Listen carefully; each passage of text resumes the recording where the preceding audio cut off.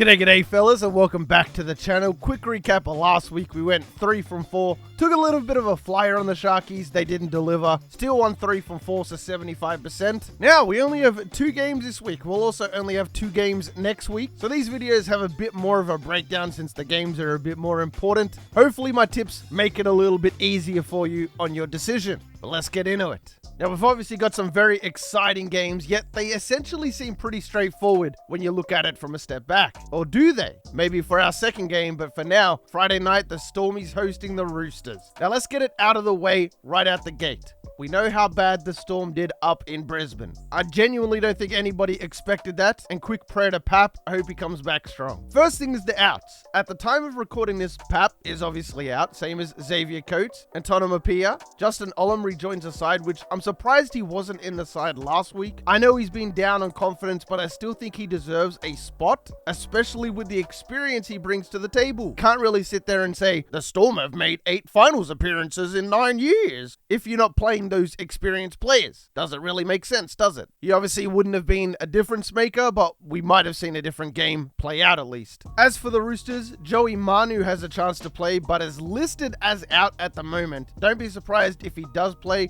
but Momirovski is set to take his spot. My old Wenny Leagues teammate rejoins the squad in Zach Docker-Clay, and Suoli'i is a 90% chance out at this point. So big shakeups for both teams, which it's looking more like for the Roosters, who are already in a bad spot without JWH. Now, we all love Pap, I get it, but I do think that Nick Meaney does his job very well. He's been their fullback pretty much the entire season, and at Amy Park, any team would struggle, but I think this is a much-needed blowout and reality check for the Roosters. Did you also know that the Roosters, apart from last week's 1-point win against the Sharkies, have not beaten a top 8 team since round 16 when they beat the Knights? And even at that point, the Knights were nowhere near a top 8 team at the time. I think the latter half of the schedule has been extremely cupcake, and whilst they do deserve high praise for playing their hearts out to win all of those games and then to beat the Sharks on top of all of that, looking at the teams left and how the Roosters have performed this season, I don't think that they belong. They definitely have the talent, but the Storm outweigh them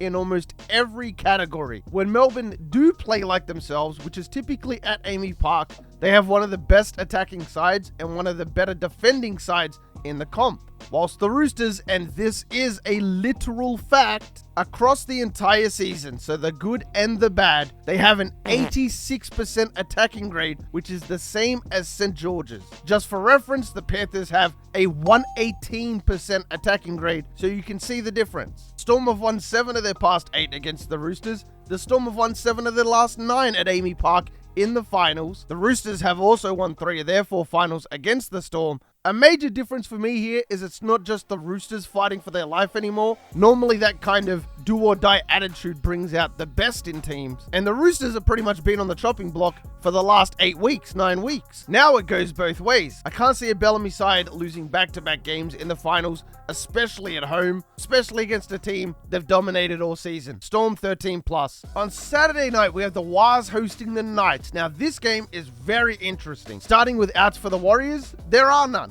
As for the Knights, Jackson Hastings and Lockie Fitzgibbon will miss this one. One massive inclusion here is obviously Sean Johnson. Now, some people even went as far to say that the Warriors win that Panthers game with SJ. Now let's calm down here. On a perfect day, maybe it's 32-18, but there's no shot you're beating the Panthers in that game. I'm sorry. A win for the Knights here would see them equal the club record of 11 wins in a row, literally on the verge of history. And heading all the way back to week 1, the Warriors won this matchup in Wellington, whilst Newcastle clapped back at McDonald Jones in round 6. If Wateni Zelezniak were to get 2 tries here, he equals the Warriors record for most in a season. The Knights also don't do well in New Zealand, as they've won just 8 of 22 at Go Media Stadium, aka Mount Smart.